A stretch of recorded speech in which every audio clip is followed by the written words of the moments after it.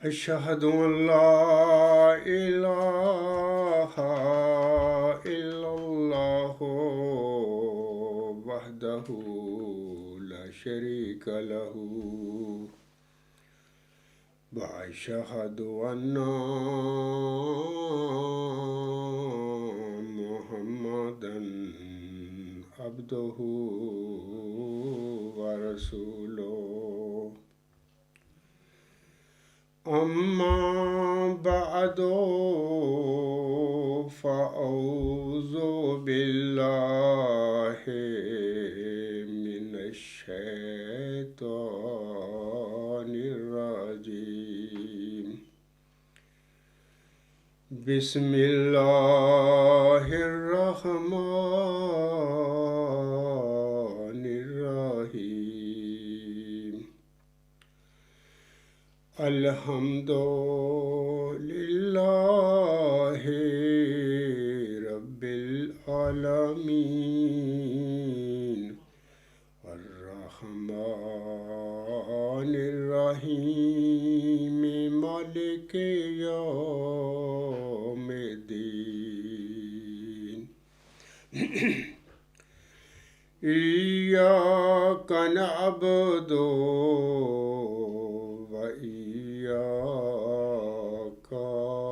نستعين اهدنا الصراط المستقيم صراط الذين أنعمت عليهم صراط الذين أنعمت عليهم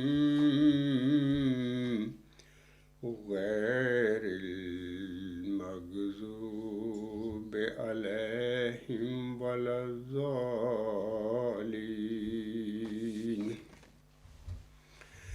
بسم الله الرحمن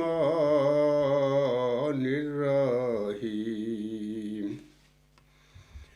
ألم ترى كيف فعل ربك بأصحاب الفيل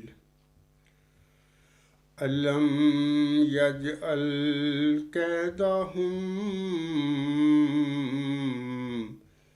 في تضليل وأرسل عليهم طير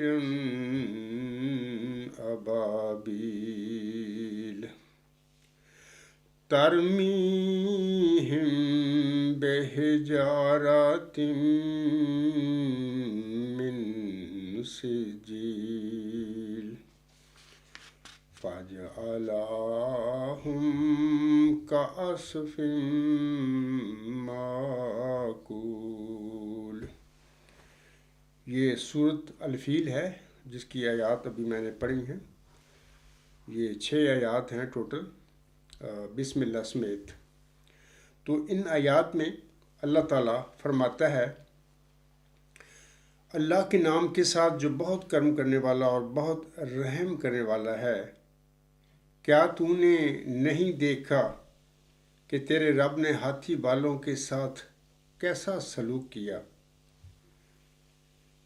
کیا اس نے ان کی تدبیر کو باطل نہیں کر دیا؟ یعنی کہ اس نے ان کے مکر کو الٹا کر انہی پر نہیں دے مارا،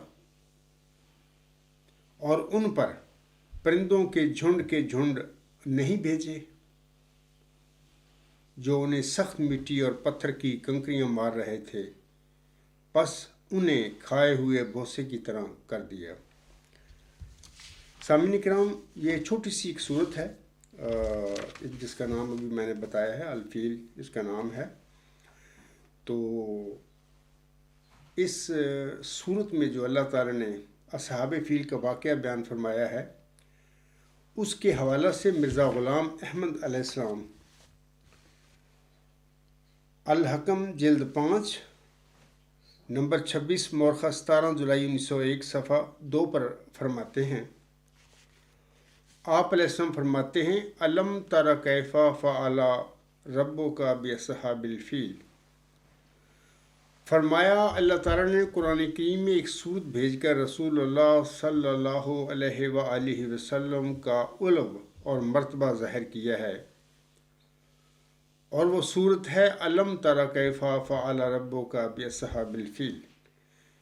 ये सूरत इस हालत की है कि जब सरवर कायनात सल्लल्लाहु अलैहि वसल्लम मसाइब और दुख उठा रहे थे, अल्लाह ताला इस हालत में आप सल्लल्लाहु अलैहि वसल्लम को तसल्ली देता है कि मैं तेरा मुअय्यद व नासिर हूँ।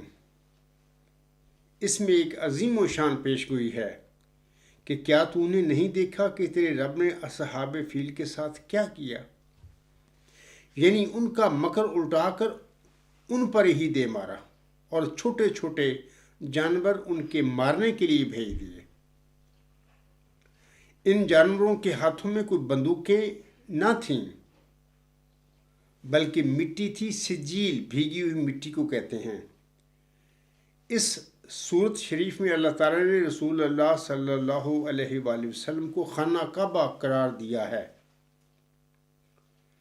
और असहाबे फील के वाक़या को पेश करके आपकी कामयाबी और ताईद और नुसरत की पेशगोई की है, यानी आपकी सारी कार्रवाई को बर्बाद करने के लिए जो सामान करते हैं और तदाबीर अमल में लाते हैं, उनके तबाह करने के लिए अल्लाह ताला उनकी ही तदबीरों को और कोशिशों को उल्टा कर देता है। किसी बड़े सामान की ज़रूरत नहीं होती। जैसे हाथी वालों को चिड़ियों ने तबाह कर दिया, ऐसा ही ये पेशगोई क़यामत तक जाएगी। जब कभी असहाबुल फील पैदा होगा, तब ही अल्लाह ताला उनके तबाह करने के लिए उनकी कोशिशों को खाक में मिला देने के समान कर देता है। पादरियों का असूल यही है कि उनकी छाती पर इस्लाम ही पत्थर है, वरना बाकी तमाम मज़ाहिब उनके नज़दीक नामर्द हैं। हिंदू भी ईसाई होकर इस्लाम के ही रद्द में किताबें लिखते हैं। रामचंद्र और ठाकर दास ने इस्लाम की तरदीद में अपना सारा जोर लगाकर किताबें लिखी हैं। बात यह है कि उनका कॉन्शस कहता है कि उनकी हिलाकत इस्लाम ही से है। तभी तौर पर खौफ उनका ही पड़ता है जिनके ज़रिए हिलाकत होती है। एक मुर्गी का बच्चा बिल्ली को देखते ही चिल्लाने लगता है। इसी तरह पर मुख्तलिफ मज़ाहिब के पैराव अमूमन और पादरी खसूसन जो इस्लाम की तरदीद में ज़ोर लगा रहे हैं, ये इसीलिए है कि उनको यकीन है, बल्कि अंदर ही अंदर उनका दिल उनको बताता है कि इस्लाम ही एक मज़हब है जो मिल्ले बातला को पीस डालेगा। इस वक्त असहाबुल फील की शक्ल में हमला किया गया है। मुसलमानों में बहुत कमज़ोरियाँ हैं। इस्लाम गरीब है। हज़रत मिर्ज़ा ग़ुलाम साहब अपने वक्त अपने ज़माने की हवाले से बातें ये बता रहे हैं। इस वक्त असहाबुल फील की शक्ल में हमला किया गया है। मुसलमानों में बहुत कमज़ोरियाँ हैं। इस्लाम गरीब है और असहाबुल फील ज़ोर में हैं। मगर अल्लाह ताला वही नमूना फिर दिखाना चाहता है। चिड़ियों से वही काम लेगा। हमारी जमात उनके मुकाबला में क्या है? उनके मुकाबला में हेज है। उनके इत्तफाक और ताकत और दौलत के सामने नाम भी नहीं रखते। लेकिन हम असहाबुल फील का वाक़या सामने देखते हैं कि कैसी तसल्ली की आयात नाज़िल फरमाई हैं। मुझे यही इल्हाम हुआ है जिससे साफ साफ पाया जाता है कि खुदा ताला की नुसरत और ताईद अपना काम करेगी। हाँ, उस पर वही यकीन रखते हैं जिनको कुरान से मोहब्बत है। जिसे कुरान से मोहब्बत नहीं, वो इन बातों की कब परवाह कर सकता है। हवाला मैंने भी बता दिया था हुज़ूर सल्लल्लाहु अलैहि वसल्लम के इन अल्फाज का। तो इसके बाद मैं सामीन को बताना चाहता हूँ कि ये जो असहाबुल फील है, आप लोग इसकी तफसील तो जान सकते हैं। मुख्तलिफ जो तफसीरें हैं, बाद मुफस्सिर ने बड़ी तफसील के साथ इस वाक़े का اصحاب الفیل کا واقعے کا ذکر کیا ہوا ہے اپنی تفسیروں میں۔ مثال کے طور پر ابن کثیر نے بڑی اختصار کے ساتھ لیکن بڑا مدلل طریقے سے اس واقعہ کو بیان کیا ہے اپنی تفسیر ابن کثیر میں۔ اور اسی طرح جناب مرزا بشیر الدین محمود احمد صاحب کی تفسیر کبیر جو ہے، انہوں نے بھی بڑے تفصیل کے ساتھ اصحاب الفیل کا واقعہ اپنی تفسیر کبیر میں بیان فرمایا ہوا ہے۔ بہرحال دوست، علاوہ اس کے بھی بہت ساری تفسیریں ہیں، تو جہاں پر چاہیں دوست وہاں سے فائدہ اٹھا سکتی ہیں اور اس کو جان سکتی ہیں کہ اصحاب الفیل کا واقعہ کیا تھا۔ میں بڑے اختصار کے ساتھ تفسیر ابن کثیر میں سے ان کا ایک حوالہ پڑھ دیتا ہوں آپ لوگوں کو تھوڑا سا آگاہ کرنے کے لیے کہ یہ واقعہ کیا تھا، اصحاب الفیل کس وجہ سے ہوا، کیوں ہوا۔ یعنی وہ ہاتھی والے جو تھے لوگ خانہ کعبہ کو گرانے کے لیے، مٹانے کے لیے کیوں آئے تھے، ان کی وجہ کیا تھی۔ تو تفسیر ابن کثیر میں لکھا گیا ہے کہ ابراہہ نے نجاشی کو لکھا کہ میں یہاں یمن میں آپ کے لیے ایک ایسا گرجا گھر تعمیر کر رہا ہوں کہ اب تک دنیا میں ایسا نہ بنا ہو، اور اس کا گرجا گھر بنانا شروع کیا۔ بڑے اہتمام اور کر و فر سے بہت اونچا، بہت مضبوط، بے حد خوبصورت اور منقش و مزین گرجا بنایا۔ اس قدر بلند تھا کہ چوٹی تک نظر ڈالنے والے کی ٹوپی گر پڑتی تھی، اسی لیے عرب اسے کلیس کہتے تھے، یعنی ٹوپی پھینک دینے والا۔ اب ابراہہ اشرم کو یہ سوجی کہ لوگ بجائے کعبۃ اللہ کے حج کے اس کا حج کریں۔ اپنی ساری مملکت میں اس کی منادی کرا دی۔ عدنانیہ اور قحطانیہ عرب کو یہ بہت برا لگا۔ ادھر سے قریش بھی بھڑک اٹھے۔ تھوڑے دن میں کوئی شخص رات کے وقت اس کے اندر گھس گیا، یہی اس جو گرجا بنایا تھا اس نے، اور وہاں پخانہ کر کے چلا آیا۔ چوکی داروں نے جب یہ دیکھا تو بادشاہ کو خبر پہنچائی اور کہا کہ یہ کام قریشیوں کا ہے، چونکہ آپ نے ان کا کعبہ روک دیا ہے، لہٰذا انہوں نے جوش و غضب میں آ کر یہ حرکت کی ہے۔ ابراہہ نے اسی وقت قسم کھا لی کہ میں مکہ پہنچوں گا اور بیت اللہ کی اینٹ سے اینٹ بجا دوں گا۔ ایک روایت میں یوں بھی ہے کہ چند من چلے نوجوان قریشیوں نے اس گرجا میں آگ لگا دی تھی، اور اس وقت ہوا بھی بہت تیز تھی، سارا گرجا جل گیا اور منہ کے بل زمین پر گر گیا۔ اس پر ابراہہ نے بہت بڑا لشکر ساتھ لے کر مکہ پر چڑھائی کی تاکہ کوئی روک نہ سکے، اور اپنے ساتھ ایک بڑا اونچا اور موٹا ہاتھی لیا جسے محمود کہا جاتا تھا۔ جس جیسا ہاتھی اور نہ تھا، شاہ حبشہ نے یہ ہاتھی اس کے پاس اسی غرض سے بھیجا تھا۔ 8 یا 12 ہاتھی اور بھی ساتھ تھے۔ یہ کعبے کے ڈھانے کی نیت سے چلا، یہ سوچ کر کہ کعبہ کی دیواروں میں مضبوط زنجیریں ڈال کر اور ہاتھیوں کی گردنوں میں ان زنجیروں کو باندھ دوں گا، ہاتھی ایک ہی جھٹکے میں چاروں دیواریں بیت اللہ کی جڑ سے گرا دیں گے۔ تو یہ اس کی ابراہہ جو تھا یمن کا گورنر یا جو بادشاہ تھا، دراصل یہ نجاشی جو شاہ حبشہ تھا اس کی مطیع تھا، اس کا غلام تھا یا اس کی سپرویژن میں یہ کام کر رہا تھا۔ تو اس نے یہ پروگرام بنایا کہ میں جا کے خانہ کعبہ جو ہے، جو اسلام کا اور مسلمانوں کا مقدس اللہ کا گھر انہوں نے بنایا ہوا ہے، میں اس کو گرا دوں۔ یعنی یہ ایک رد عمل میں اس نے یہ کارروائی کرنا چاہی۔ تو اس غرض کے لیے پھر وہ ہاتھی 10-12 لے کر، اور جن کا جو لیڈر ہاتھی تھا اس کا نام محمود تھا، تو وہ آ گیا اور مکہ کے قریب آ کر اس نے مطلب کہ کچھ عرصہ ٹھہرا اور مکہ کے لوگوں کو، رشتہ داروں کو بلایا۔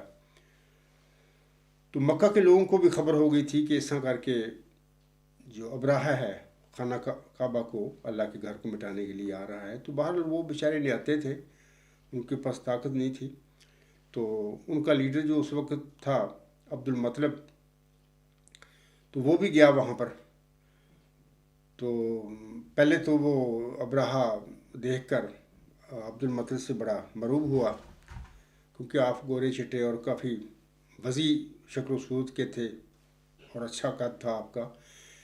بعد میں جب سوال و جواب ہوئے تو اس نے پوچھا عبد المطلب سے بھی کس لیے آئے ہو؟ تو اس نے کہا کہ میرے 200 اونٹ آپ کے لوگوں نے پکڑ لیے ہیں، میں ان کی واپسی کے لیے آپ کے پاس آیا ہوں کہ وہ مجھے واپس دے دیے جائیں۔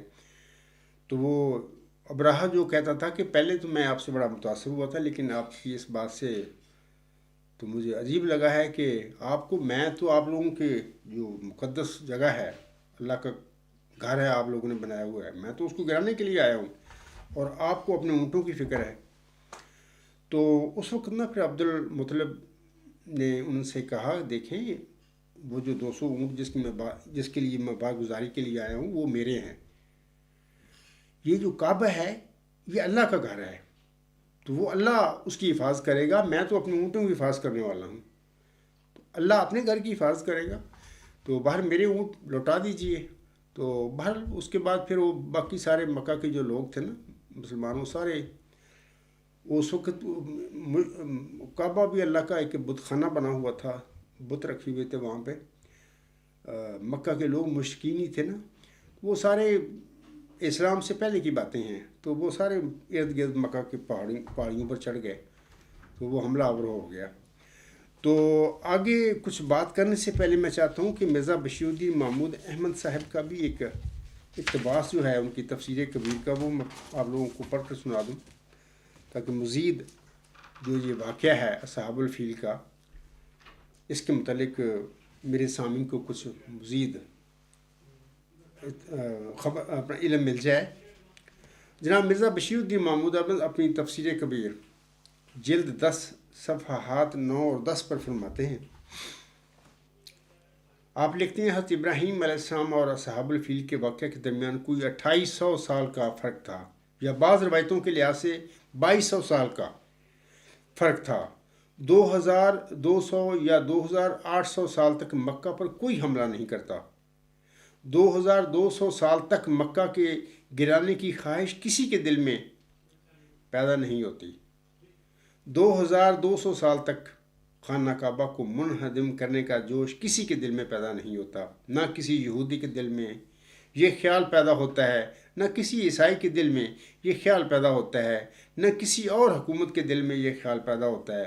اس عرصہ میں سمود کی حکومت آئی، عاد کی حکومت آئی، یہ بڑی بڑی حکومتیں تھیں اور ان کی طاقتیں بھی بہت زیادہ تھیں، مگر کسی کو یہ خیال پیدا نہ ہوا کہ وہ خانہ کعبہ پر حملہ کرے۔ لیکن ادھر ربیع الاول میں محمد رسول اللہ صلی اللہ علیہ وآلہ وسلم پیدا ہوتے ہیں، اور ادھر 2 ماہ پہلے محرم میں ابرہہ حملہ کر دیتا ہے، یعنی خانہ کعبہ پر، اور اس وقت خدا یہ نشان ظاہر کرتا ہے کہ وہ ابرہہ اور اس کے لشکر کو تباہ کر دیتا ہے۔ اتنی مدت تک کسی کو خانہ کعبہ پر حملہ کرنے کا خیال نہ آنا، اور اس وقت آنا جب محمد رسول اللہ صلی اللہ علیہ وآلہ وسلم پیدا ہونے والے تھے، بتاتا ہے کہ یہ شیطان کی طرف سے اس وقت آخری حملہ تھا، تاکہ پیشتر اس کے کہ اس انسان کا ظہور ہو جو دعائے ابراہیمی کے ماتحت پیدا ہونے والا تھا، جگہ ہی مٹا دی جائے اور ابراہیمی پیشگوئی کا دنیا میں ظہور نہ ہو۔ بہرحال اس پیشگوئی کا پورا ہونا اور ایسے حالات میں پورا ہونا بالکل مخالف تھے، اور ایسے وقت میں پورا ہونا جب محمد رسول اللہ صلی اللہ علیہ وسلم پیدا ہونے والے تھے، بتاتا ہے کہ اس پیشگوئی کی ایک کڑی اللہ تعالیٰ کی تصرف میں تھی، اور اسی نے مخالف حالات میں حضرت ابراہیم علیہ السلام کی اس عظیم و شان پیشگوئی کو پورا کیا۔ دعائے ابراہیمی میں صاف طور پر یہ الفاظ آتے ہیں کہ الہی تو میری اولاد میں سے ایک ایسا انسان مبعوث کر جو دنیا کو ہدایت دینے والا ہو، اور ساتھ ہی یہ دعا کرتے ہیں کہ اللہ تعالیٰ خانہ کعبہ کو محفوظ رکھے۔ یہ دونوں دعائیں اللہ تعالیٰ کی کمال حکمت کے متحد ایک ہی وقت میں پوری ہوتی ہیں۔ محرم میں خانہ کعبہ کو برباد کرنے والا دشمن اٹھتا ہے، اور ربیع الاول میں وہ شخص پیدا ہو جاتا ہے جو کہتا ہے کہ میں دعائے ابراہیمی کا مصداق ہوں. یہ جو دعائے ابراہیمی کے حوالے سے میں بتا دیتا ہوں، وہ آیت جو ہے یہ سورۃ البقرہ آیت نمبر 130 ہے، جس میں اللہ تعالیٰ فرماتا ہے، میں پڑھ دیتا ہوں آیت: ربنا بس فیہم رسول منہم یتلو علیہم آیاتک ویعلمہم الکتاب والحکمت ویزکیہم انک انت العزیز الحکیم. اور اے ہمارے رب، تو انہی میں سے ایک عظیم رسول مبعوث کر جو ان پر تیری آیات کی تلاوت کرے اور انہیں کتاب کی تعلیم دے اور اس کی حکمت بھی سکھائے اور ان کا تزکیہ کر دے. یقیناً تو ہی کامل غلبہ والا اور حکمت والا ہے. یہی وہ دعائے ابراہیمی ہے جس کا جناب مرزا بشیر الدین محمود احمد اپنے اقتباس میں، اپنی تحریر میں ذکر کر رہے ہیں. محرم میں خانہ کعبہ کو برباد کرنے والا اٹھتا ہے، اور ربیع الاول میں وہ شخص پیدا ہو جاتا ہے جو کہتا ہے کہ میں دعائے ابراہیمی کا مصداق ہوں. مگر 2200 سال تک نہ کسی نے خانہ کعبہ پر حملہ کیا اور نہ کسی نے یہ کہا کہ میں دعائے ابراہیمی کا مصداق ہوں. کیا یہ سب کچھ اتفاق ہے؟ محمد رسول اللہ صلی اللہ علیہ وسلم کے دعویٰ کو تم اتفاق کہہ لو، مگر کیا ابرہہ کے حملہ کو بھی تم کوئی اتفاق کہہ سکتے ہو؟ یقیناً اگر تعصب سے کام نہ لیا جائے تو نہ محمد رسول اللہ صلی اللہ علیہ وآلہ وسلم کے دعویٰ کو اتفاق کہا جا سکتا ہے، اور نہ ہی ابرہہ کے حملہ کو اتفاق کہا جا سکتا ہے، بلکہ تسلیم کرنا پڑتا ہے کہ یہ جو کچھ ہوا اللہ تعالیٰ کی منشا اور اس کے ازلی فیصلہ کے مطابق ہوا. پیشگوئی کا پورا ہونا ناممکن نظر آتا تھا، حالات قطعی طور پر مخالف تھے، اور کوئی انسان محض اپنی عقل سے قیاس کر کے یہ نہیں کہہ سکتا تھا کہ یہ پیشگوئی پوری ہو جائے گی، مگر ناممکن حالات کو ممکن بناتے ہوئے اللہ تعالیٰ نے اس پیشگوئی کو پورا کر دیا. تو یہ جناب مرزا بشیر الدین محمود احمد صاحب کی یہ الفاظ ہیں جو انہوں نے اپنی تفسیر کبیر میں لکھے ہیں. تو اس کے بعد میں اپنے جو اصل جو موضوع ہے میرے آج کے اس خطبہ جمعہ کا، اس کی طرف آتا ہوں کہ اس کا عنوان ہے کہ ذکی غلام کی آخری بشارت کے ساتھ اصحاب فیل کا ذکر کرنے میں حکمت، یعنی کیا حکمت ہے اس میں. تو آپ سب جانتے ہیں کہ چلہ ہوشیارپور میں اللہ تعالیٰ نے محمد مریم حضرت مرزا غلام احمد صاحب کی تضرعات کو سن کر، دعاؤں کو سن کر آپ علیہ السلام کو ایک عظیم و شان پیشگوئی سے مطلع فرمایا تھا. وہ پیشگوئی اس طرح ہے کہ میں تجھے ایک رحمت کا نشان دیتا ہوں، اسی کے موافق جو تو نے مجھ سے مانگا. آگے پھر اسی پیشگوئی میں 2 نشانوں کا اللہ تعالیٰ ذکر فرماتا ہے. سو تجھے بشارت ہو کہ ایک بجی اور پاک لڑکا تجھے دیا جائے گا، ایک ذکی غلام تجھے ملے گا، وہ لڑکا تیری ہی تخم سے اور تیری ہی ضروریت و نسل ہوگا، وغیرہ وغیرہ. ساری یہ لمبی بہت پیشگوئی ہے. تو یہ 2 نشان ہیں، یہ 2 وجود ہیں جن کا اللہ نے اس پیشگوئی میں ذکر فرما دیا.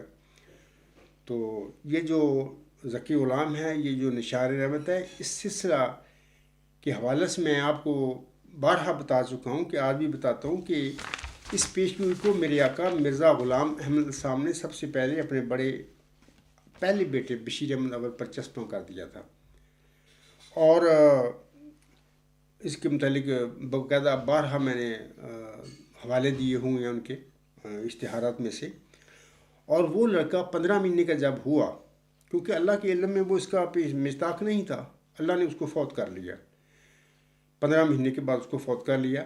تو اس کی وفات کے بعد کافی جماعت کو ایک ابتلا پیش آیا، اور اس ابتلا میں کافی حضرت مرزا غلام صاحب کے جو پیروکار تھے ان کی کافی آزمائش ہوئی، کافی لوگوں نے ٹھوکر بھی کھائی، بعض کو اللہ تعالیٰ نے استقامت بھی دی. اس حوالے سے میں حضور صاحب کا ایک حوالہ آپ لوگوں کے آگے پڑھ دیتا ہوں. یہ تذکرہ صفحہ 130 پر 4تھا ایڈیشن جو ہے تذکرے کا، یہ الفاظ ہیں حضور صاحب کے. 1888 ڈیٹ ہے. حضور صاحب فرماتے ہیں اس موت کی تقریب پر بعض مسلمانوں کی نسبت یہ الہام ہوا: حسب الناس ان یترکوا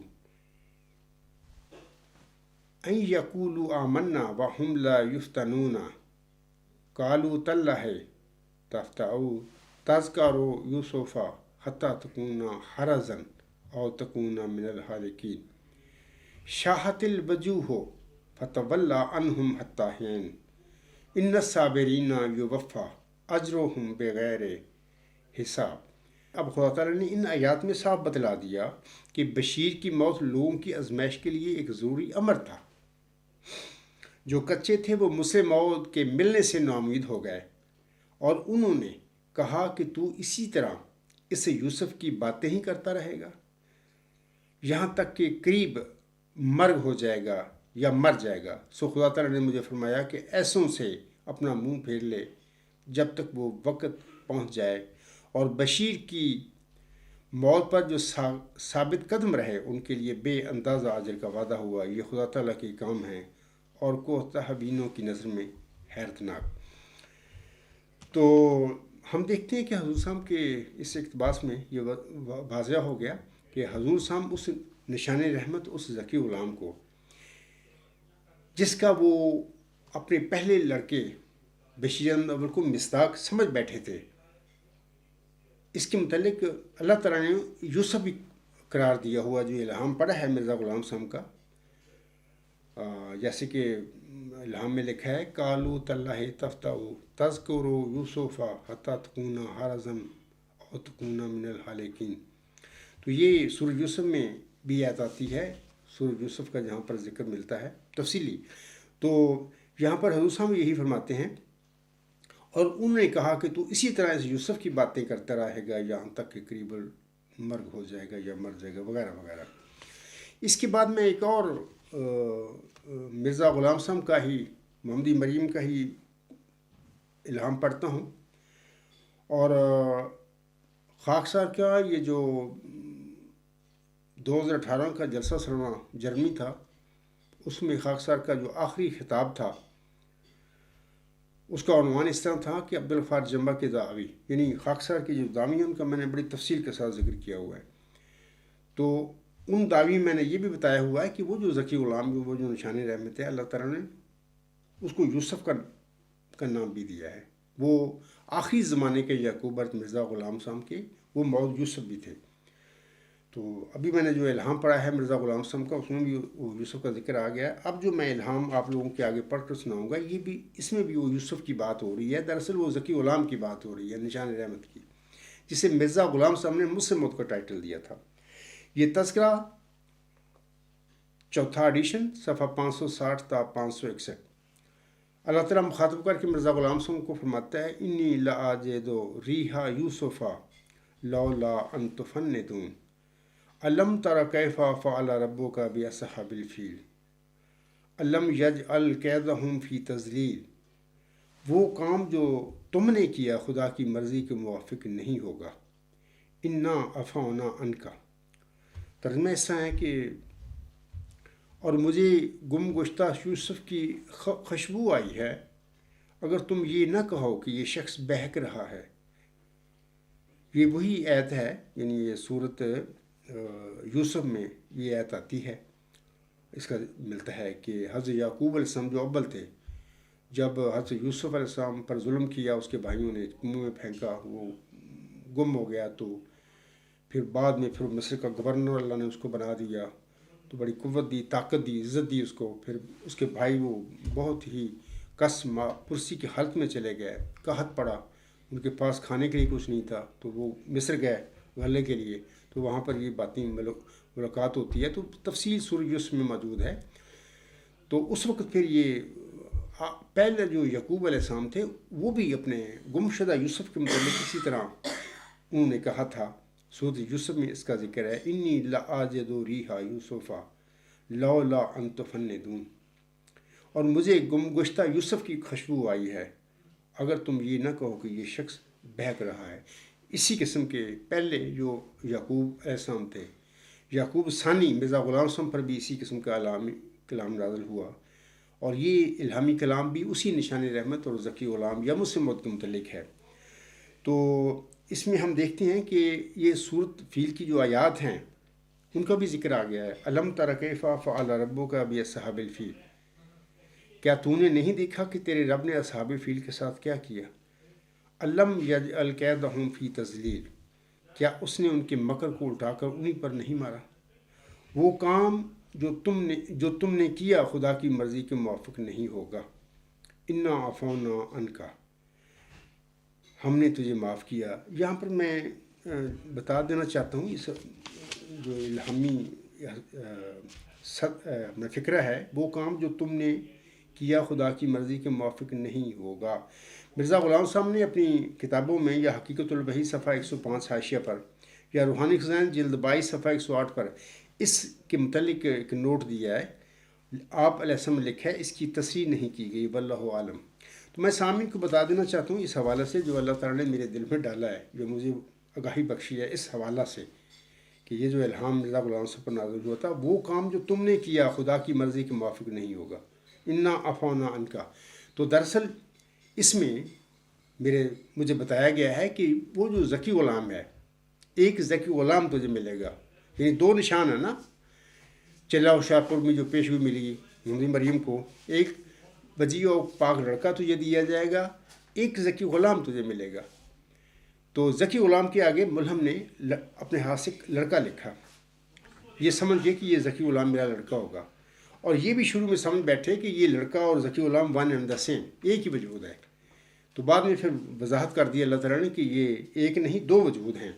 اور یہ جو مرزا غلام صاحب نے آگے لکھا تھا نا ذکی غلام کے آگے لڑکا قلم سے، تو یہ میں سمجھتا ہوں کہ میرے دل میں یہ باتیں بار بار اللہ نے ڈالی ہیں، تو یہ وہ بات ہے کہ جس کے حوالہ سے اللہ تعالیٰ نے مرزا غلام صاحب پر یہ الہام نازل کیا تھا، وہ کام جو تم نے کیا خدا کی مرضی کے موافق نہیں ہوگا۔ انا عفونا عنکا، ہم نے تجھے معاف کیا۔ اصل میں بات یہ ہے کہ یہی وہ بات ہے، اتحادی غلطی کہہ لیں، یا میں سمجھتا ہوں کہ بعض کو اکثر میں نے یہ بھی کہا ہے کہ مجھے لگتا ہے کہ اللہ تعالیٰ نے ہو سکتا ہے کہ اپنی حکمت عملی کے ساتھ اپنے بندے سے یہ لکھوا دیا ہو، لیکن ہو سکتا ہے کہ ملہم نے اپنے طور پر یہ لکھ دیا ہو ذکی غلام کے آگے بریکٹ میں لڑکا، کیونکہ سورت حج کی آیات 53 اور 54 میں یہ باتیں ہمیں ملتی ہیں۔ اللہ نے بتایا ہے کہ پیارے نبی حضرت محمد مصطفیٰ احمد مصطفیٰ صلی اللہ علیہ وسلم کو مخاطب کر کے کہ اے میرے پیارے نبی صلی اللہ علیہ وسلم، تیرے سے پہلے کوئی ایسا نبی نہیں گزرا کہ جس پر جب میں کوئی الہام نازل کرتا ہوں، کوئی پیشگوئی نازل کرتا ہوں، تو اس کی اندر جو خواہش ہے اس میں دخل نہ دیا ہو۔ یعنی جو نبی ہوتے ہیں نا، یہ بھی بشر ہوتے ہیں، انسان ہوتے ہیں، وہ خدا نہیں ہوتے۔ خدا صرف واحد اللہ تعالیٰ ہے، وہ ایک واحد وجود ہے، اس نے ساری دنیا کو بنایا، وہ مالک ہے۔ باقی جو کچھ بھی بنایا گیا ہے وہ مخلوق ہے، وہ تخلیق ہے۔ تو بشر جو ہے، خواہ وہ نبی ہو غیر نبی ہو کوئی بھی ہو، وہ خدا نہیں ہو سکتا۔ اس کا علم اتنا ہی ہوتا ہے جتنا اللہ اس کو دے دیتا ہے۔ علیم اور خبیر ہستی صرف اللہ تعالیٰ کی ہے۔ ایون محمد عربی صلی اللہ علیہ وسلم کو مخاطب کر کے اللہ تعالیٰ سورت حج کی آیات 53 اور 54 میں فرماتا ہے کہ اے نبی صلی اللہ علیہ وسلم، تو بھی بکی بشر ہے، مطلب ہے کہ میں نے تیرے سے پہلے کوئی ایسی نبی نہیں گزرا کہ جب میں نے اس پر وحی کی تو اس کے نفس نے، اس کی خواہش نے دخل نہ دیا ہو۔ پھر اللہ اگلی آیت میں فرماتا ہے کہ میں نے پھر جو میرے کسی بندے نے، نبی نے، اس میں اس کے نفس نے دخل دے دیا تو میں نے اس کو درمیان سے اٹھا دیا دخل کو، اور معاملے کو صاف کر دیا۔ لیکن اللہ فرماتا ہے کہ بعض لوگ جو اس کی جماعت میں ایسے ہوتے ہیں، جو نفسانی لوگ ہوتے ہیں، دنیا دار ہوتے ہیں، جنہوں نے مذہب کا صرف لبادہ اوڑھا ہوتا ہے، دراصل باقی انفیکٹ وہ دنیا دار ہوتے ہیں، مذہبی لوگ روحانی نہیں ہوتے، تو وہ لوگ پھر ٹھوکر کھاتے ہیں اس قسم کی چیزوں سے۔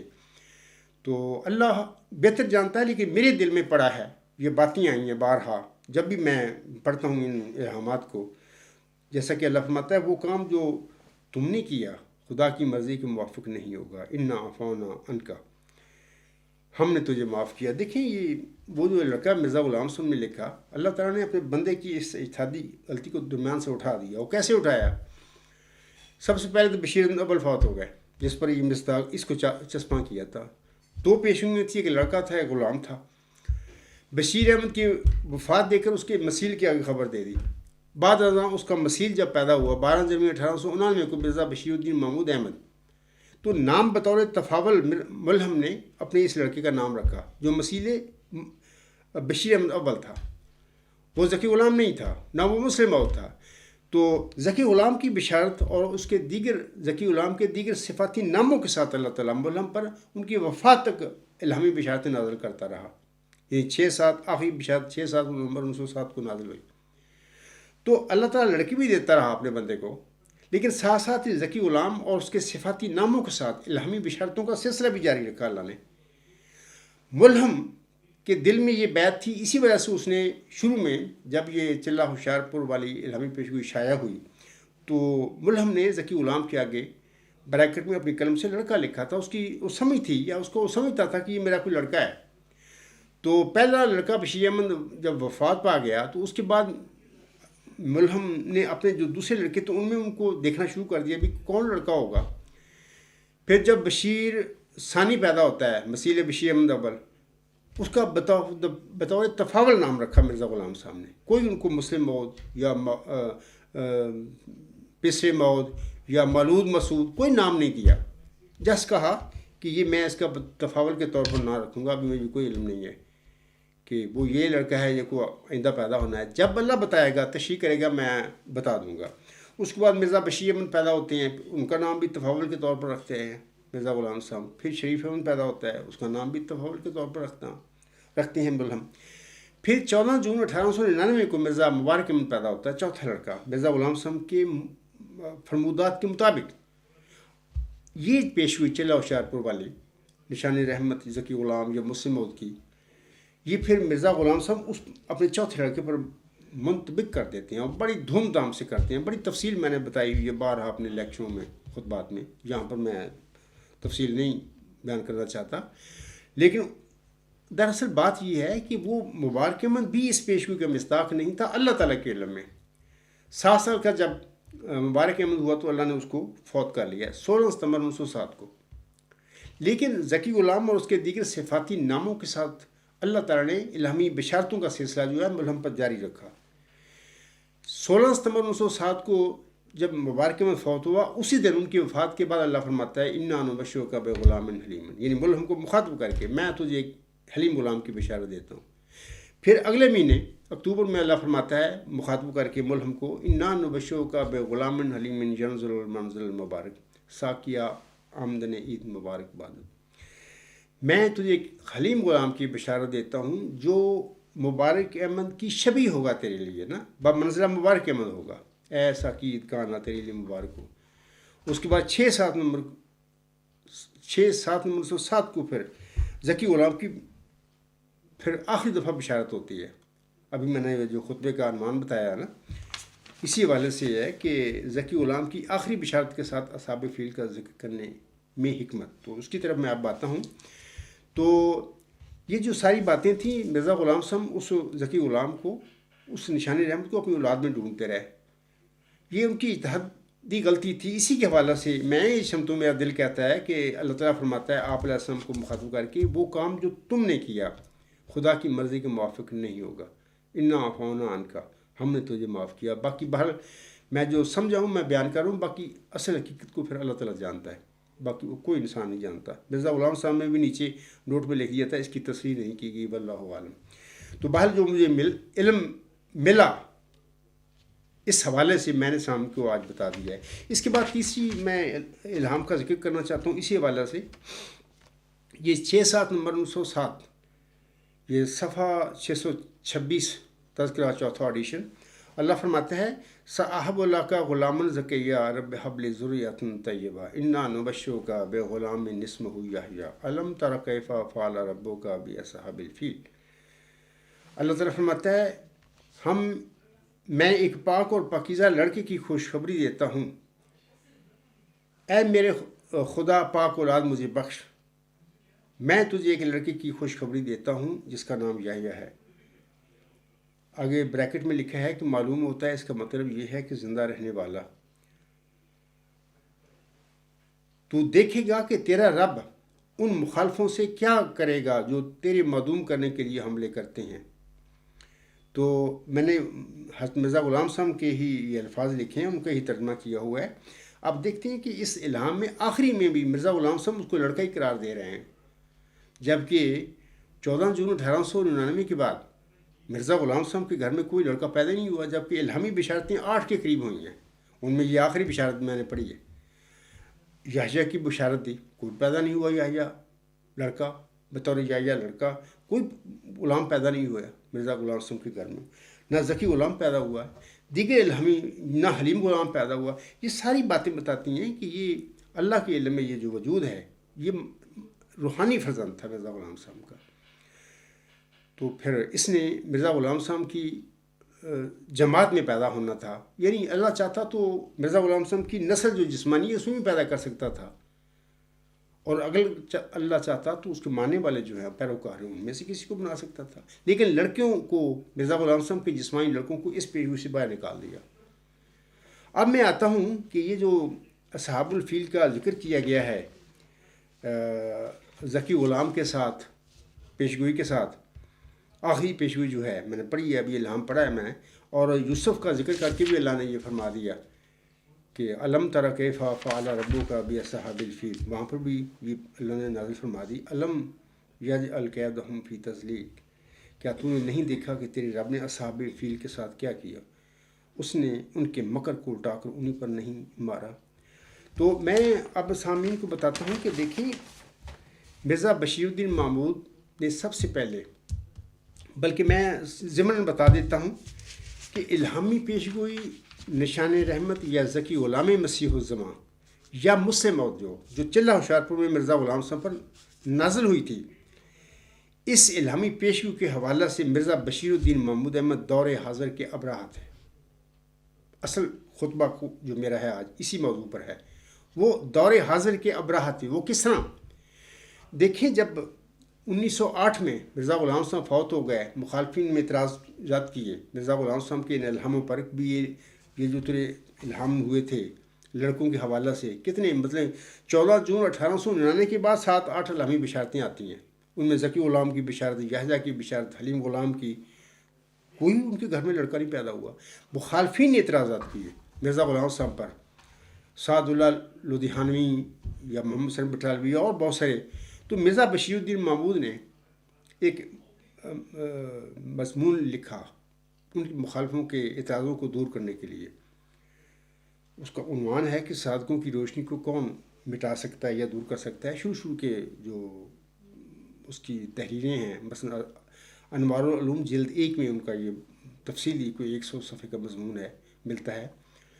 तो ग़ालिबन उसका सफ़ा नंबर 148 तो 152 तक ये उन्होंने इसी मामले पर लिखा है कि ये जो ज़की ग़ुलाम है ये निशान रहमत है, ये मज़हरुल हक़ वल अला कान अल्लाह नज़ला मिन अस्समा है, जिसको मिर्ज़ा ग़ुलाम साहब ने मुस्लिम का टाइटल दिया। उन्होंने तस्लीम किया मिर्ज़ा बशीरुद्दीन महमूद ने कि ये हम में से नहीं है, हम तीनों भाई जो मिर्ज़ा साहब अलैहिस्सलाम के हैं इनमें से कोई भी नहीं ये आइंदा ज़माने में पैदा होगा।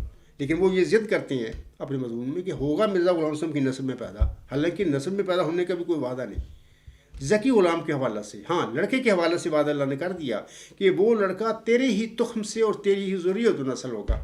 ज़की ग़ुलाम के हवाले से अल्लाह ताला ने आखिरी दिन तक मिर्ज़ा ग़ुलाम साहब से कोई ऐसी बात नहीं बताई कि ये ज़की ग़ुलाम कौन होगा, क्या होगा, कब पैदा होगा, कहाँ पैदा होगा। इन सारी बातों से अल्लाह ताला ने मरहूम को ला इल्म रखा। वो फौत हो गए 26 मई 1908 को इस दुनिया से चले गए। तो लेकिन मिर्ज़ा बशीरुद्दीन महमूद अहमद शुरू में 1908 में जुलाई में ग़ालिबन उनका ये मज़मून लिखा हुआ है, तस्लीम करते हैं कि ये वजूद हम में से नहीं है। 1914 में फिर बड़ी मकर फ़रेब के साथ जमात पर कब्ज़ा किया। मैं इस तफसील को छोड़ता हूँ। और फिर अपने इशारे के नाम में अपने जो असहाब थे, अपने वो जो नाल दुनियादार साहबी टाइप इसके थे, वो लोग थे साथी बने हुए इसके, उनको बता दिया कि मेरे मतलब कि ये कर दो ऐलान मुस्लिम मौद होने के। तो उन्होंने फिर अपनी तहरीरों तकरीरों में कहना शुरू कर दिया मिर्ज़ा बशीरुद्दीन महमूद के मुतालिक अल मुस्लिम अल मौद। ये आप न्यूज़ नंबर 5 पर इसका सबूत देख सकते हैं, अलगुलाम.com पर, ये आप पढ़ सकते हैं, वहाँ पर वाकई सबूत मौजूद है। फिर जब अंजुमन अशात इस्लाम लाहौर वाले जो साहबी थे, काफ़ी सारे बल्कि ज़्यादातर साहबी उधर ही गए थे शुरू में जब तकसीम हुई है जमात की। तो उन्होंने जब इतराज़ किया तो फिर मिर्ज़ा बशीरुद्दीन महमूद ने वो किताब से जलवाए सारे। تو لیکن اکا دکا رہ بھی گئے، وہ میرے تک بھی کوئی پہنچ گیا، تو میں نے بطور ثبوت، یہ اللہ کی تدبیریں ہیں، کام ہے، وہ چاہتا تھا کہ میں لوگوں کو دکھاؤں کہ یہ کیا دلیل ہے۔ مرزا بشیر الدین محمود احمد 1914 ہے، لوگ لکھتے ہیں اس کو مسلم موعود، تو پھر وہ جلواتا ہے اور رسالوں کو، پھر 30 سال نام نہاد خلیفہ بن کر، خلیفہ ثانی بن کر جماعت پر قبضہ کر کے قیادت کرتا ہے، اور لوگوں کو جانچتا ہے کہ لوگوں کی اس پیشگوئی کے بارے میں کیا رائے ہے، سوال کرتا ہے صاحب علم جو احمدی تھے اس وقت۔ پھر 1944 میں ایک نفسانی اور جھوٹی خواب کی بنا پر پھر دعویٰ کرتا ہے مسلم موعود ہونے کا۔ تو یہ میں کہہ رہا ہوں کہ یہی جو اصحاب الفیل کا جو الہام ذکی غلام اور اس کے دیگر صفاتی ناموں کے ساتھ اللہ نے مرزا صاحب پر نازل کیے، اسی ذکی غلام کو یوسف بھی اللہ نے قرار دیا ہوا ہے۔ خاکسار کا جو کتاب ہے غلام مسیح عظمیٰ، اس کے پہلے حصے میں ہی غالباً ایک چیپٹر جو ہے غالباً پہلا ہی حصہ ہے، تو اس میں آپ دیکھ سکتے ہیں، وہاں نے بڑی تفصیل سے میں نے بتایا ہوا ہے، وہ الہام لکھے ہوئے ہیں جن میں اللہ تعالیٰ نے ذکی غلام کو یوسف کا نام دیا ہوا ہے۔ تو میں نے ابھی الہام پڑھا ہے کہ اس الہام کے ساتھ بھی اللہ نے پھر یہ علم تر کیف فعل ربک باصحاب الفیل الم یجعل کیدہم فی تضلیل، یہ سارا اللہ نے نازل کیا۔ وجہ کیا تھی؟ اللہ کو علم تھا کہ جو اللہ کے گھر کے ساتھ ابرہہ نے پروگرام بنایا تھا مٹانے کا، اللہ جانتا تھا کہ میرا یہ بندہ جس کو میں نے چلہ ہوشیارپور میں اس کی تضرعات دعائیں سن کر ایک نشان رحمت، ایک ذکی غلام کی خبر دی ہے جو کہ مسلم موعود ہوگا اس کی جماعت میں، اس کے بعد آئے گا، میں نے وہ نشان کے طور پر دیا ہے، تو اس پیشگوئی کے متعلق اس کی اولاد، اس کی بیٹے نے کیا کرنا ہے۔ تو یہ اللہ کو تو علم ہے، اللہ علیم اور خبیر ہے۔ مرزا صاحب سے کو کوئی علم نہیں تھا کہ نہ اس کے ساتھ جو ساتھی تھے سارے ان کو کوئی علم نہیں تھا کہ کیا ہونے والا ہے آئندہ زمانے میں، اللہ کو علم تھا۔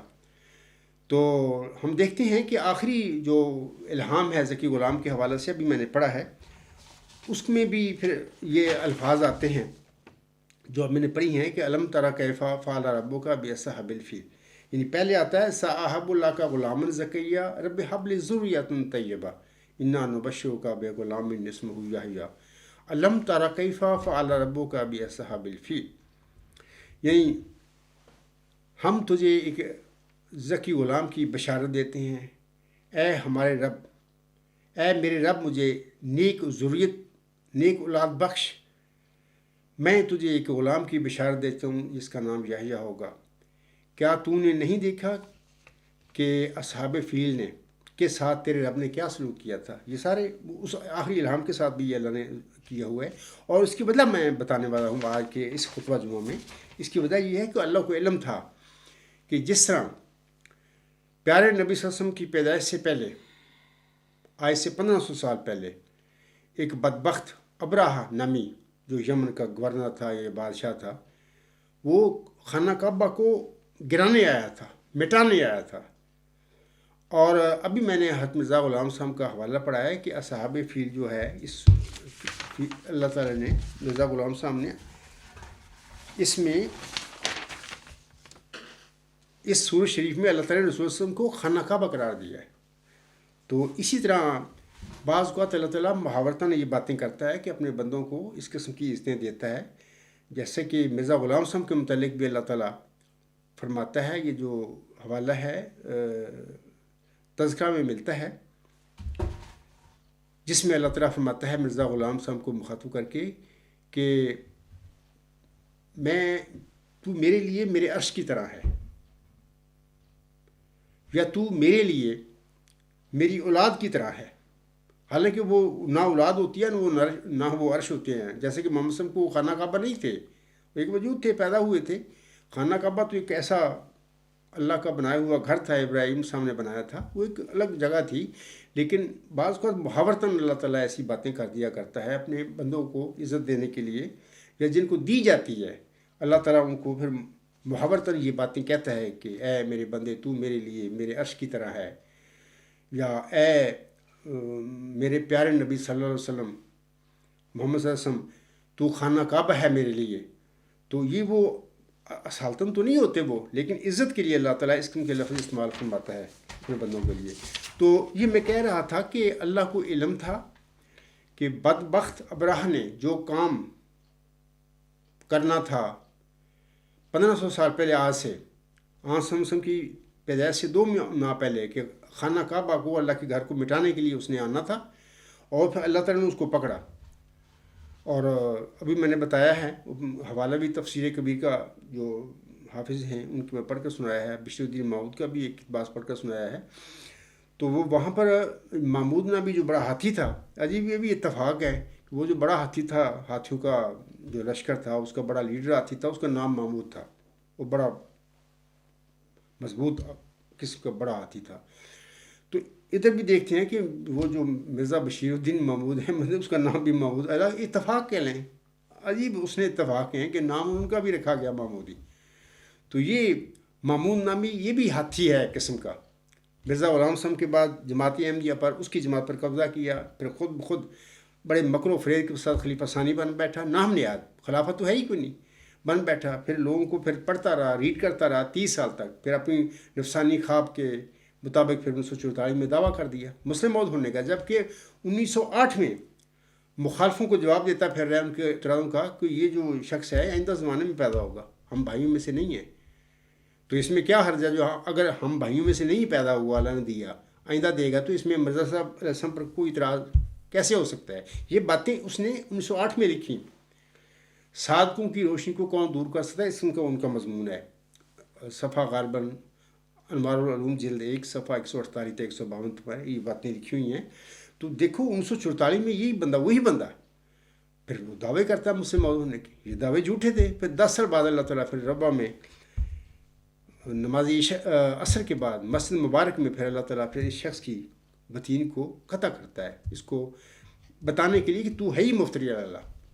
یعنی اللہ تعالیٰ نے سورۃ حاقہ میں مفتری اللہ کی جو سزا مقرر فرمائی ہوئی ہے وہ یہی ہے کہ اللہ مفتری جو ہوتا ہے اللہ پر جھوٹ بولتا ہے، جھوٹے الہام بناتا ہے، کہتا ہے اللہ نے مجھ پر نازل کیے، جب کہ اللہ نے نہ کی ہوں، اللہ اس کی بتین کو قطع کر دیتا ہے، اس کی شہرت کو کاٹ دیتا ہے. تو اس کی پھر کاٹی گئی، اور کاٹنے والا کوئی ایسے سامان پیدا ہو گئے کہ وہ بندہ آیا، اس نے حملہ اس کی پیٹ پر یا ٹانگ پر یا کسی اور جگہ پر نہیں کیا. حالانکہ بعض کو اللہ تعالیٰ کے بندے جو ہوتے ہیں وہ شہید بھی ہو جاتے ہیں اور زخمی بھی ہوتے ہیں. مثال کے طور پر حضرت عمر رضی اللہ تعالیٰ عنہ کو بھی کسی بدبخت نے شہید کیا تھا، لیکن حضرت عمر رضی اللہ تعالیٰ عنہ کی شہرت پر حملہ نہیں اس نے کیا تھا، پیٹ پر حملہ کیا.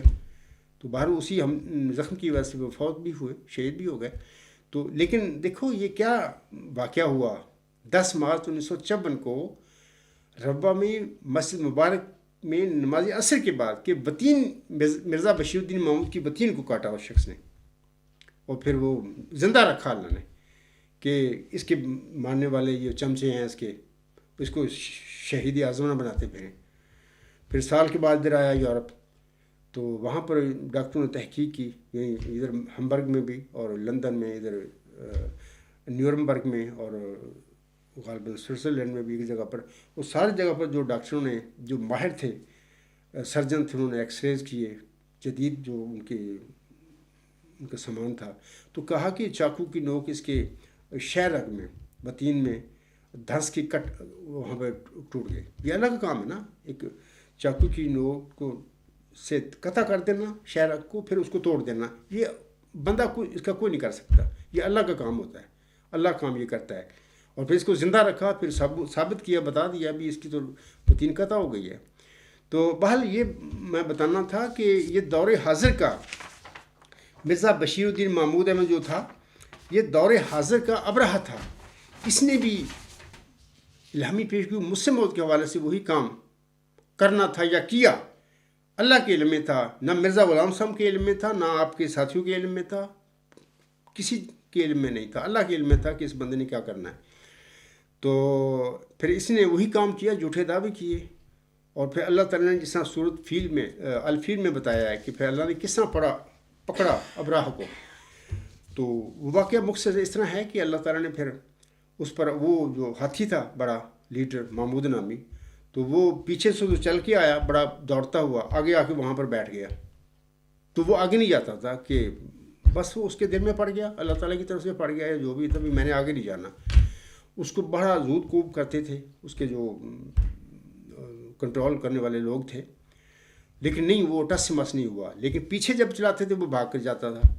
پھر انہوں نے اور ہاتھی آگے کیے کہ شاید یہ دوڑیں، چل پڑیں. تو وہ جب چلنے لگے تو ان کے پھر کنکریاں، وہ ایک ایسے پرندے جھنڈ کے جھنڈ اللہ نے بھیج دیے، ابابیل ٹائپ صورت فیل میں آتا ہے ابابیل. وہ لکھا ہے تفسیروں میں کہ وہ کبوتر سے چھوٹے تھے، زرد رنگ کے تھے، اور ان کے پاؤں کتوں کی طرح تھے، سرخ رنگ کے پاؤں تھے. تو ان کی چونچوں میں، ان کے پنجوں میں کنکریاں تھیں چھوٹی چھوٹی، مسور کی دال جس سے ہوتی ہے. وہ جھنڈ کے جھنڈ آ گیا سمندر کی طرف سے، اور انہوں نے پھر وہ پھینکنی شروع کر دی کنکریاں. تو وہ کنکریاں پھر وہ ہاتھیوں کو بھی لگیں. وہ جو دوسرا ہاتھی تھا وہ بھی بیٹھ گیا، وہ بھی نہیں پھر آگے گیا. تو وہاں پر اتنی کوشش کے باوجود جب ہاتھی نہ آگے چلے تو وہاں پر وہ بارش شروع ہو گئی، وہ کنکریوں کی ابابیلوں نے کر دی. تو وہاں پر وہ ایسے کنکریاں تھیں جن کے اندر لگتا ہے بعض تفسیروں میں لکھا ہوا کہ چیچک کی مرض تھی، اس کی وائرس تھی. وہ فوراً ہی وہ جیسے کنکریاں گرتی تھی وہ ہلاک ہونے شروع ہو گئے، اور تباہ و برباد ہو گیا، سارا لشکر ہو گیا، ہاتھی بھی ہو گیا، اور بندے بھی وہ مر گئے. وہ ابراہیم خود بھاگا وہاں سے، اس کے جو جسم کے جو اعضاء تھے یہ گرنے شروع ہو گئے. اور جب سن واپس یمن میں پہنچا تو لکھا ہے تفسیروں میں گوشت کا لوتھڑا تھا صرف. اور وہاں پر پھر وہ ساری کہانی بتاتا ہے کہ میرے ساتھ کیا ہوا. تو اس کے ساتھ ہی پھر وہ مر جاتا ہے، اس کو اٹیک ہوتا ہے. تو اس کے بعد پھر اس کا بیٹا پر اقتدار ہوتا ہے. تو یہ واقعہ تھا. تو میں آج کی اس خطبہ جمعہ کے موضوع کے حساب سے کہ ذکی غلام کی آخری بشارت کے ساتھ اصحاب فیل کا ذکر کرنے میں حکمت کیا ہے، یہی حکمت تھی کہ اللہ جانتا تھا کہ میرے اس بندے مرزا غلام احمد کو، جو میں نے اس کی دعائیں سن کر اس کو ایک پیشگوئی عنایت فرمائی ہے، اس پیشگوئی پر اسی کی اولاد میں سے ایک بندے نے قبضہ کرنا ہے اور جھوٹے دعویٰ کر کے بیٹھ جانا ہے. اور یہ پیشگوئی پر قبضہ کرنے والا جرم ایسا ہی تھا جیسا کہ ابراہا نے اللہ تعالیٰ کے گھر کو مٹانے کے لیے پروگرام بنایا تھا، اور وہ آیا عملاً مٹانے کے لیے، پھر اللہ نے اس کو پکڑا. تو یہ جو پیشگوئی ہے ایک لحاظ سے اگر دیکھا جائے، جیسے کہ میں نے ابھی کہا ہے کہ مرزا غلام صاحب کو بھی اللہ تعالیٰ نے اپنے الہاموں میں، وحی میں اپنا عرش قرار دیا ہے. اور آن کے متعلق بھی مرزا صاحب فرماتے ہیں، ان کا حوالہ پڑا ہے کہ اللہ تعالیٰ نے خانہ کعبہ ان کو قرار دیا ہے مسلم کو. اسی طرح یہ پیشگوئی ہے، اس کا جو مصداق اصل ہے، اصل مصداق کو تو اللہ جانتا تھا. اللہ نے کس کو بنانا ہے؟ دنیا نے تو بنانا ہی تھا، نہ مرزا بشیر الدین محمود نے بنانا تھا، نہ مرزا غلام صاحب نے بنانا تھا جن پر یہ پیشگوئی نازل ہوئی تھی. اس کا علم اللہ کو تھا، یہ اللہ کی امانت تھی جو نازل کی گئی مرزا غلام صاحب پر. اور اس کے مصداق کو اللہ نے ظاہر بھی کرنا تھا، بنانا بھی تھا اپنے وقت پر. تو مرزا بشیر الدین محمود نے اسی طرح ابراہا کی طرح کام غلط کیا اور اس پیشگوئی پر قبضہ کیا. پہلے تو یہ کہتا رہا کہ نہیں، ہم میں سے کوئی بھائی بھی اس پیشگوئی کا مصداق نہیں ہے. پھر قبضہ کرنے کے بعد جماعت میں پھر اشاروں کے ناموں میں پھر کہہ دیا اپنے ساتھیوں کو کہ میرے متعلق یہ اعلان کر دو. انہوں نے تحریری اور تقریری اعلان کر دیے. پھر 30 سال کے بعد بڑی تیاری کے ساتھ پھر 1944 میں ایک جھوٹی خواب کی بنا پر دعویٰ کر دیا کہ میں وہ مسلم موعود ہوں، میں وہ ذکی غلام ہوں، میں وہ نشان رحمت ہوں. تو جب وہ تو تھا ہی نہیں، اللہ نے بطور لڑکا دیا ہی نہیں مرزا صاحب احسام کو. اس کا ثبوت وہ مبشر الہامی کلام ہے جو مرزا غلام صاحب پر نازل ہوتا ہے. تو یہ ثبوت میں تو نہیں نازل کی مرزا غلام صاحب پر یہ الہام. جس طرح قرآن کریم عظیم الشان کتاب محمد صلی اللہ علیہ وسلم پر نازل ہوئی، اسی طرح وہ 13 یا 14 الہامی بشارتیں ہیں جو مرزا غلام صاحب پر اللہ نے نازل کی. اللہ کا کلام ان پر نازل ہوا. اور ایک فارسی کا شعر ہے، آخر میں وہ نازل ہوا تھا، یہ درگاہ خدا مردے بسد اعزاز می آیت، مبارک بادت اے مریم کہ عیسیٰ باز می آیت. خدا کی درگاہ سے ایک مرد بڑے اعزاز کے ساتھ آتا ہے، اے محمدی مریم مرزا غلام احمد تجھے مبارک ہو کہ عیسیٰ دوبارہ آتا ہے. تو یہ وہ شخص عیسیٰ ہے. وہ پوری الہامی پیشگوئی جو مفصل پڑھے، اس کا ذکی غلام نہ نشان احمد اس کو کہا، جیسا کہ سورۃ مریم میں موسی مریم کے متعلق ساری باتیں ہیں وہی ملتی ہیں مرزا غلام صاحب پر جو الہامی کلام نازل ہوا. اور اس کو ذکی غلام، نشان رحمت، حلیم غلام، اور پھر مظہر الحق والعلا کا ان اللہ نزل من السماء، فرزند دل بند گرامی ارجمند، مظہر الاول والآخر، یہ ساری باتیں اس میں موجود ہیں ساری باتیں، تو اتنی عظیم پیش گوئی ہے کہ مرزا بشیر الدین محمود نے 1908 میں تو یہ کہہ دیا کہ ہم بھائیوں میں سے کوئی بھی اس کا مصداق نہیں ہے، لیکن ظاہر ہے کہ اتنی زبردست پیش گوئی تھی کہ وہ بس یعنی بدنیت ہو گیا اس پیش گوئی پر کہ میں بھی اس کا قبضہ کر لوں. جماعت تو میں نے قبضہ کر لیا، لوگوں نے میری بیعت کر لی، اب سب کچھ میرے ہاتھ میں ہے. اللہ تعالیٰ بھی فارغ، مرزا غلام صاحب بھی فارغ، آنسم بھی فارغ. لوگوں کو کیا پتہ ہے، وہ تو بیٹھے ہوئے ہیں بیعت کر کے آگے سن رہے ہیں کہ حضرت صاحب یہ فرما رہے ہیں، تو حضرت صاحب اپنا کام کر رہا تھا اندر. تو باہر پھر یہ میں کہنا چاہتا ہوں کہ جس طرح اللہ تعالیٰ نے ابرہہ کو اس کے بد ارادے میں ناکام کرنے کے لیے پکڑا، تباہ و برباد کر دیا اس کے ہاتھیوں کو، اس کے لشکروں کو، وہ خود بھی مر گیا، واپس چلا گیا، مر گیا. اسی طرح اللہ تعالیٰ نے مرزا بشیر الدین محمود کو بھی، جو اس نے یہ ظلم کیا ہے اس پیش گوئی کے حوالہ سے، اللہ تعالیٰ نے پکڑنا تھا، اسی طرح پکڑنا تھا جیسے ابرہہ کو پکڑا تھا. اور یہ الہام جو نازل ہوتے ہیں ان سے پتہ ملتا ہے کہ چلہ ہوشیارپور میں جو نازل ہونے والی پیش گوئی ہے اس کے حوالے سے مرزا بشیر الدین محمود احمد دراصل دور حاضر کے ابرہہ تھے. انہوں نے وہی کام کیا جو پہلے 1500 سال پہلے ابرہہ نے خانہ کعبہ کو مٹانے کے حوالے سے یہ غلط کام کا پروگرام بنایا تھا. اسی طرح یہ بھی بنا کے بیٹھے ہوئے ہیں. تو انہوں نے دعویٰ کیا، پھر بطین اللہ نے قطع فرما دی. تو اس کے بعد پھر وہ 8-10 سال پھر وہ زندہ تو رہا، اللہ نے رکھا تو رہا نا. اللہ چاہتا تو موقع پر فوت کر دیتا، اگر موقع پر فوت اللہ کر دیتا پتہ ہی نہیں لگتا، اس کے چیک اپ ہی نہ ہوتا تھا، لوگوں نے کہنا تھا شہید اعظم.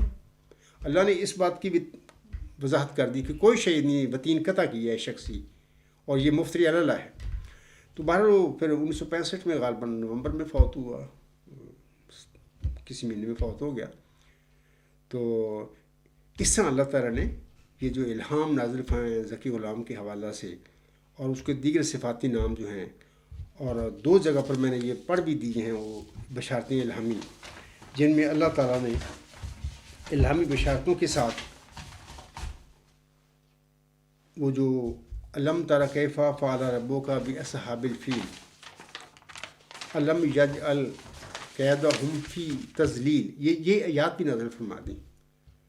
امید ہے سامعین کو سمجھ آ گئی ہوگی کہ ذکی غلام کے ساتھ جو اللہ تعالیٰ نے علم تر کیف فعل ربک باصحاب الفیل یا یوسف کا ذکر کرنے کے بعد، یعنی الہام میں اللہ تعالیٰ نے اس کے ساتھ یہ جو ذکر فرمایا ہے، علم تر کیف فعل ربک باصحاب الفیل علم یجعل کیدہم فی تضلیل، کیا تو نے نہیں دیکھا کہ تیرے رب نے ہاتھی والوں کے ساتھ کیا سلوک کیا، کیا اس نے ان کے مکر کو الٹا کر انہی پر نہیں دے مارا. یہ کیا مکر نہیں کہ 1908 میں ایک بندہ کہتا ہے کہ ہم میں سے کوئی بھی اس کا مصداق نہیں ہے، اور 1914 میں پھر جماعت پر قبضہ کرتا ہے، مرزا غلام صاحب کی جماعت پر، اور پھر قبضہ کرنے کے ساتھ ہی پھر اپنے اشارے کے نامہ میں کہہ دیتا ہے اپنے ساتھیوں کو جو اس کے معاون اور مددگار تھے کہ میرے متعلق اعلان کر دو، اور باقاعدہ ثبوت موجود ہیں. الغلام.com پر نیوز نمبر 5 پڑھے.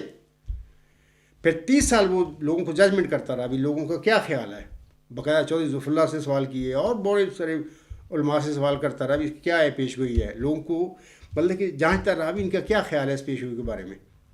اپنے بھائیوں کو بھی خوش کرتا رہا، ان کو ایک کو بنا دیا قمر الانبیاء، اور ایک اپنے بیٹے کے لیے نافلہ موعود کا تجویز کر لیا. یعنی اس پیش گوئی کی ساری صفاتی نام بھی، حالانکہ وہ ایک ہی وجود ہے نشان رحمت ذکی غلام، جس کے یہ ساری صفاتی نام ہیں، وہی یوسف ہے، اور وہی حلیم غلام ہے، اور وہی علیم غلام ہے. اللہ فرماتا ہے اس کے مطابق وہ سخت ذہین و فہیم ہوگا، دل کا علیم، اور علوم ظاہری و باطنی سے پر کیا جائے گا.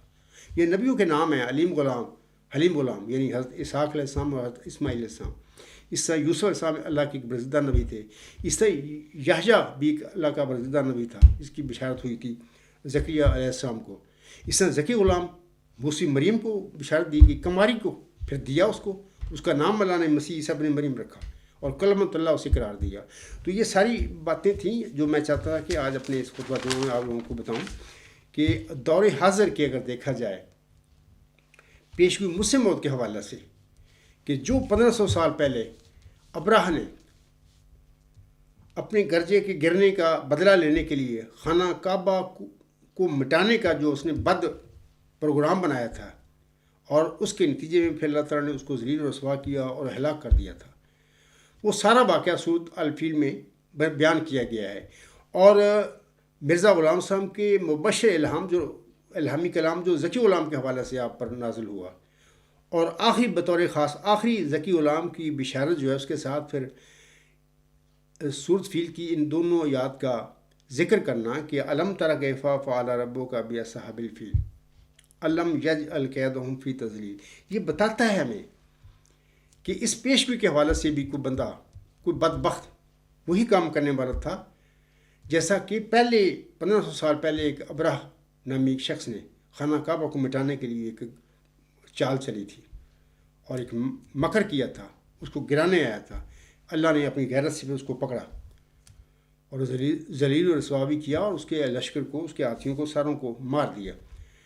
تو ایسے ہی اس پیشگوئی کے حوالے سے بھی ہونا تھا جماعت احمدیہ میں کہ ایک بندے نے پہلے تو یہ کہنے تھے کہ نہیں ہم نہیں اس کے مستحق، پھر قبضہ کرنے کے بعد جماعت پر پھر کہنا اپنے حواریوں کے ذریعے کہنا شروع کر دیا المسیح الموت.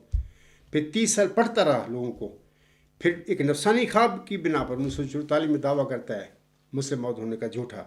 پھر 10 سال کے بعد اللہ تعالیٰ پھر اس کی مسجد مبارک میں ربوہ میں نماز عصر کے بعد اس کی دین کو قطع کرتا ہے اللہ تعالیٰ. یہ ساری باتیں پھر اللہ نے ثابت کر دیا کہ یہ کوئی مسلم موت نہیں ہے، تو مفتری اللہ ہے. تو پھر 10-12 سال وہ پڑا رہا بیڈ پر اور انتہائی دیگر کوئی حالت رہی ہے اس کی. یعنی کہ جو گھروں میں کام کرنے والے لوگ تھے وہ بتاتے ہیں باہر آ کے، ایسی روایتیں موجود ہیں کہ وہ گندی گندی گالیاں نکالتا تھا، کہتا تھا کہ میں مسلم موت نہیں ہوں. لیکن باہر اولاد جو اس کی جو تھی وہ سمجھتی تھی کہ ہمارے باپ نے ایک گدی بنائی ہے مذہبی، ہم اس کو کیسے چھوڑ دیں. باہر دن میں انہوں نے کہا ہوگا کہ اگر تو مسلم موت نہیں بھی ہے اب تو تجھے بننا پڑے گا. تو باہر اسی طرح پھر وہ اس دنیا سے چلا گیا اور ناکام و نامراد ہو کے گیا، اور اپنی اولاد کے لیے بھی اور پوری جماعت کے لیے بھی اپنے پیچھے ابتلا چھوڑ گیا، بنا گیا. اب یہ معاملہ لوگوں کے آگے ہے. اصل مصداق جو ہے اس پیشگوئی کا، جس کو اللہ نے نشان رحمت بنانا تھا، جس کو ذکی غلام بنانا تھا یا جس کو مسلم موت بنانا تھا، اللہ نے اس عاجز کی شکل میں اس انسان پر یہ فضل کر دیا، اس کو چادر اپنے فضل کی رحمت کی پہنا دی. یہ 22 دسمبر 1983 میں میرے ساتھ یہ واقعہ ہوا، یعنی 5ویں صدی ہجری کے آغاز کے ساتھ ہی یہ میرے ساتھ ہو گیا. تو اس نے تو دعوے کیے جھوٹے 14ویں صدی ہجری میں، جب کہ والد صاحب ان کے مرزا غلام صاحب اس کی صدی کے نبی بھی تھے، مجدد بھی تھے، مہدی بھی تھے، مسیح بھی تھے. اسی صدی میں وہ بھی دعوے کر کے بیٹھا ہوا ہے مسلم موت کے. تو یہ سارے جھوٹ تھے، دجل تھے، اور اللہ نے پھر اب سب کھول دیا. میں بار بار کھول کے بتا رہا ہوں لوگوں کو کہ اصل حقیقت یہ تھی کہ بعض اوقات نبیوں کے گھر میں ایسی اولاد پیدا ہو جاتی ہے جو ناخلف ہوتی ہے، وہ حق سے دور چلی جاتی ہے، نفس کی پیروی کرتی ہے، اور پھر ایسے کام کرتی ہے جس کے نتیجے میں پھر اللہ تعالیٰ اس قسم کے لوگوں کو کتے سے تشبیہ دیتا ہے. جیسا کہ سورۃ اعراف میں اللہ نے بیان کیا ہوا ہے کسی ولی کے حوالہ سے کہ بڑا نیک تھا، اور اللہ چاہتا تھا کہ وہ اپنی نیکیوں کی وجہ سے اپنا بلند ہو جائے، لیکن وہ زمین پر گر پڑا. اور پھر ایسے لوگوں کو اللہ تعالیٰ کہتا ہے کہ وہ ان کی حالت کتے کی طرح ہوتی ہے، تم ڈنڈا اٹھاؤ تب بھی وہ ہانپتے ہیں، نہ اٹھاؤ تب بھی وہ ہانپتے ہیں.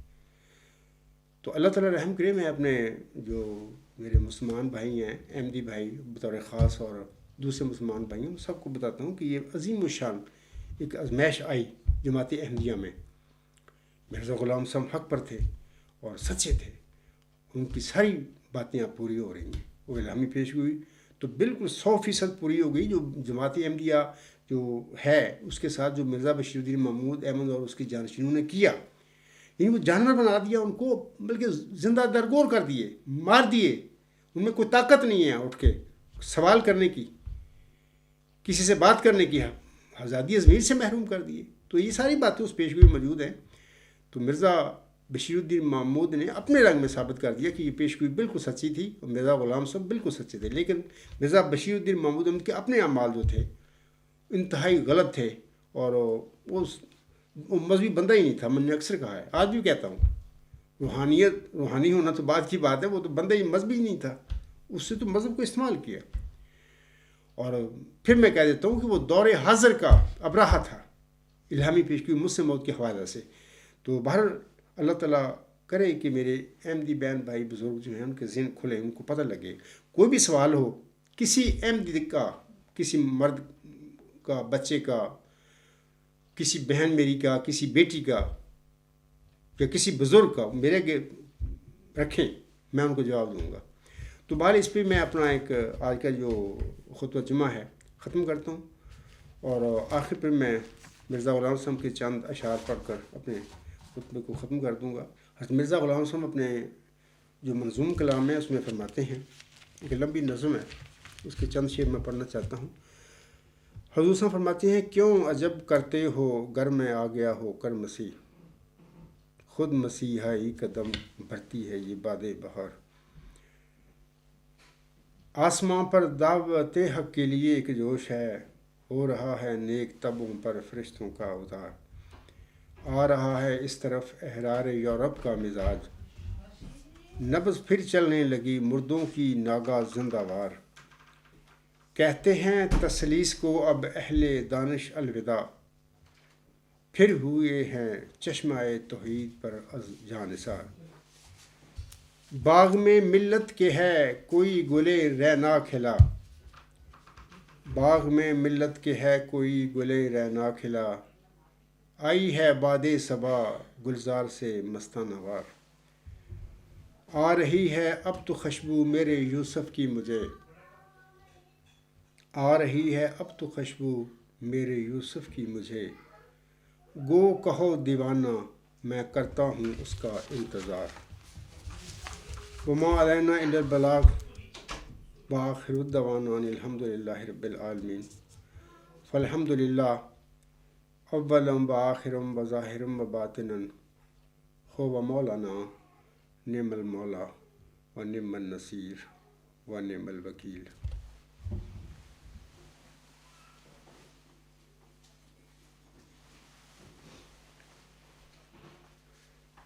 الحمد للہ نحمده ونستعینه ونستغفره ونؤمن به ونتوکل علیہ ونعوذ باللہ من شرور انفسنا ومن سیئات اعمالنا.